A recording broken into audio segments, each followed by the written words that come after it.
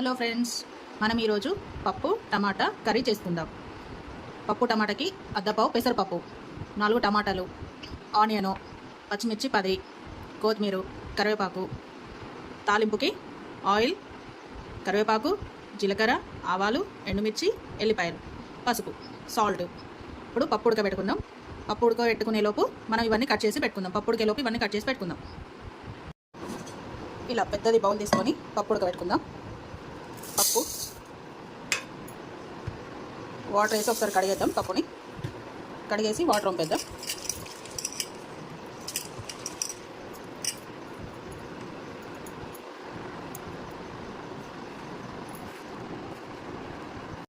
Water వంపేసినాం కడిగి.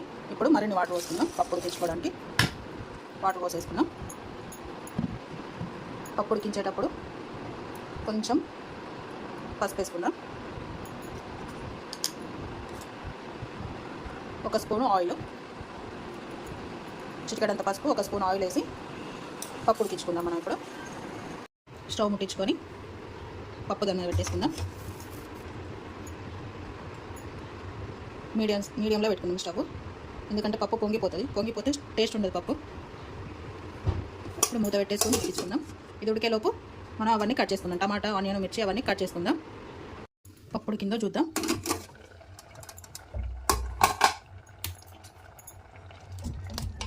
చూడండి, పప్పు ఉడికిపోయింది.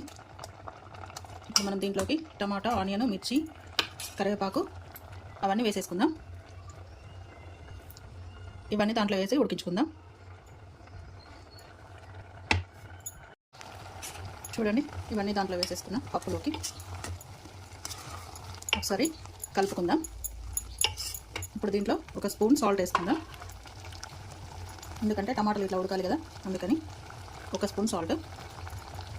తర్వాత పప్పు ఉడికాక చూసుకుందాం మనం సాల్ట్.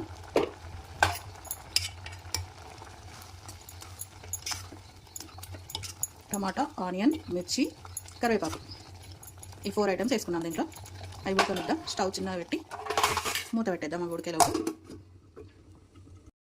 చూడండి, పప్పు టమాటా ఉడికిపోయింది. ఇప్పుడు దీన్ని పోపు పెట్టేసుకుందాం. పప్పు పోపు పెట్టేసుకుందాం. ఇంకో బౌల్ పెట్టేసుకొని స్టవ్ మీద ఆయిల్ వేసేసుకుందాం.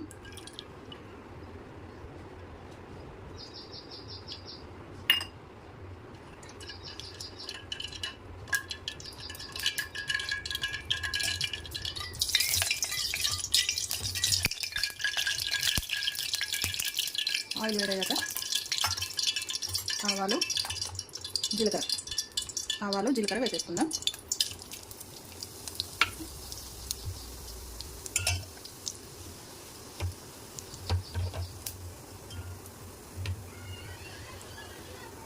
ఆవాలు, జీలకర్ర ఫ్రై అయ్యాక ఎండుమిర్చి,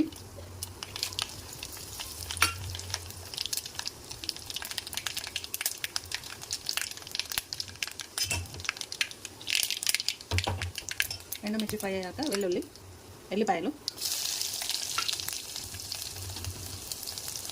ఎల్లిపాయలు వేగాక కరివేపాకు,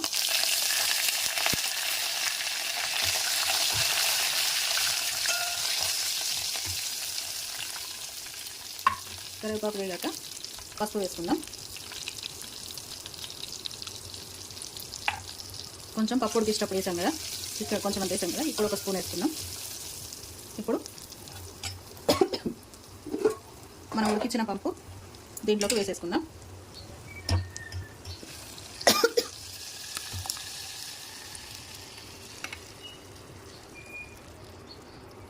మనం ఉడికించిన పప్పు అంతా దీంట్లోకి వేసేసుకొని ఒకసారి కలుపుకున్నాక దాంట్లో పైన కొత్తిమీర వేసుకుందాం. కొత్తిమీర వేసేసుకొని మూత పెట్టేసుకుందాం. పప్పు టమాటా రెడీ అయిపోయింది.